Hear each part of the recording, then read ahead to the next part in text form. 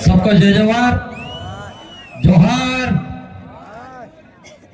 आज इस sport complex में डोंगर बराड़ा की धरती पर तमाम आदिवासियों को मेरी ओर से विश्व आदिवासी दिवस 9 अगस्त के हार्दिक शुभकामनाएं। और साथ ही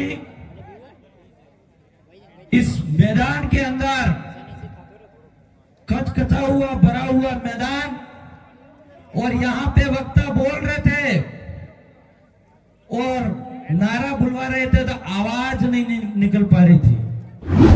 मैं तो आपको ये कह रहा हूं कि इस डूंगरपुर सिटी के अंदर जो लोग अपनी बात नहीं सुनते होंगे और सोते होंगे, वो भी उठ जाए ऐसी आवाज निकालनी है। मैं नारा बोलूंगा, जय जोहर का नारा है और जय जोहर का नारा है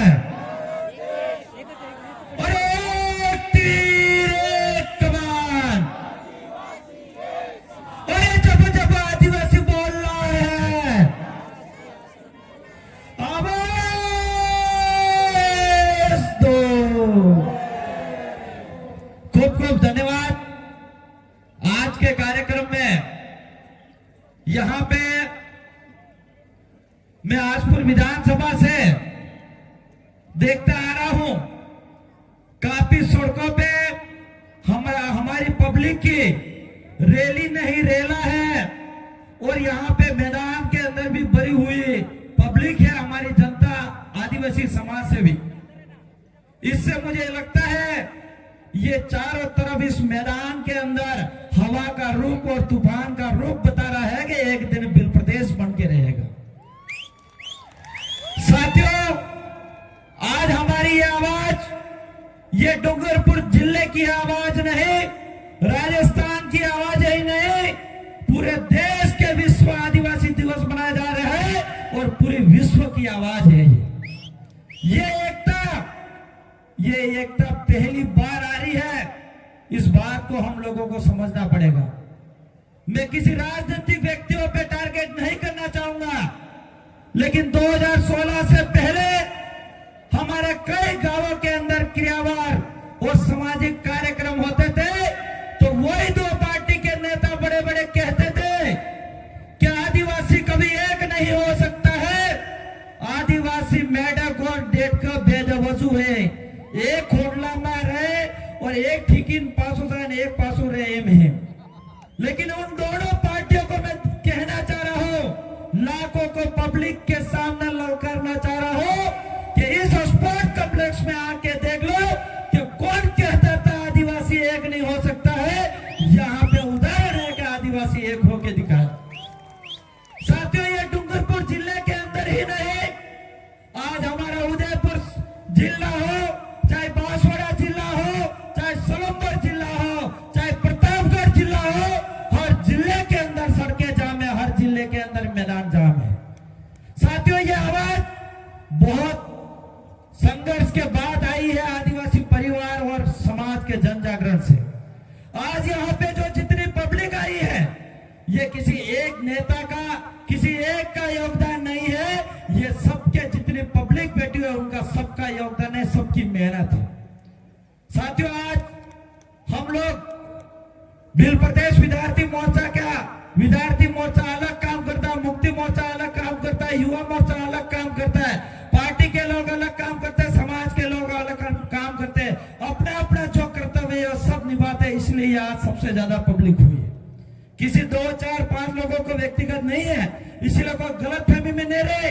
हम लोग सब एमएलए, आज मैं विधायक हूं, इस मंच पे विधायक बन के नहीं आया, एक समाज का छोटा सिपाही बन के आया हूं यहाँ पे। और ये ताकत आपकी बदौलत मिली है। और आज मैं कह रहा हूं, हमारा इस ट्राइबल एरिया के अंदर चाहे कोई भी पार्टियां रही हो, लेकिन इन पार्टियां ने हमारे ट्राइबल एरिया के अंदर एक जहर पिलाने का काम करा है, और वो जहर है वो सरकारी दुकान के ठेके। साथियों, ये ठेके बंद होने चाहिए कि नहीं होने चाहिए? आज आज मैं कह रहा हूं, अपने क्षेत्र के अंदर जहां पे 10 किलोमीटर पानी की टंकी लगनी चाहिए वहां पे सरकारी दारू का ठेका लगाया गया है। ये एक तरह से हमारे आदिवासी ट्राइबल एरिया के अंदर जहर पिलाने का काम कर रहे हैं। तो मैं आपसे कहना चाह रहा हूं कि हमारे ग्राम सभा के मार्फत से हम लोगों को ऐसी मुहिम छेड़नी पड़ेगी कि हमारे ट्राइबल एरिया के अंदर ये ठेके बंद होने चाहिए।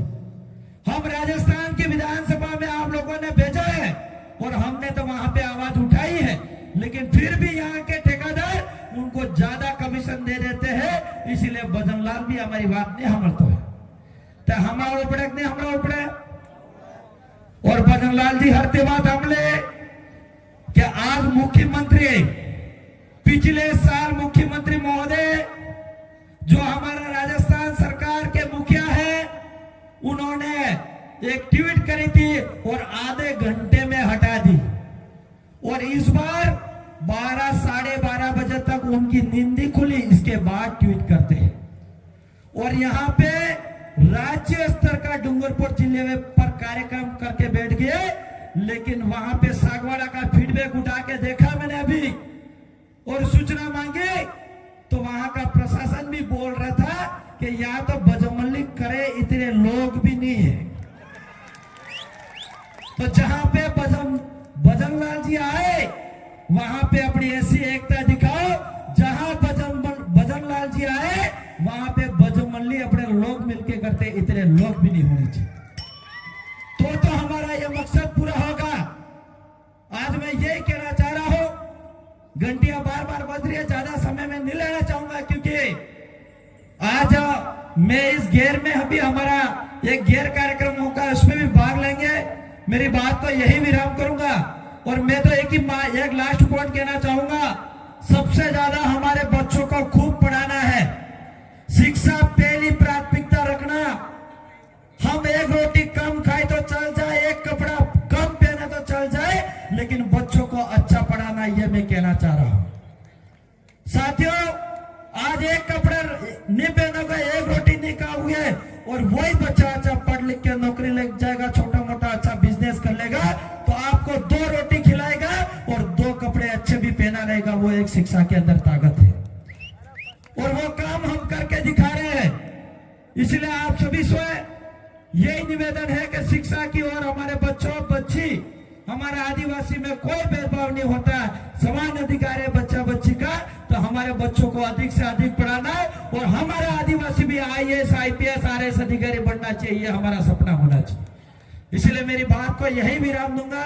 मेरी बात को सुना, इसके लिए खूब खूब धन्यवाद। सबको जोहार।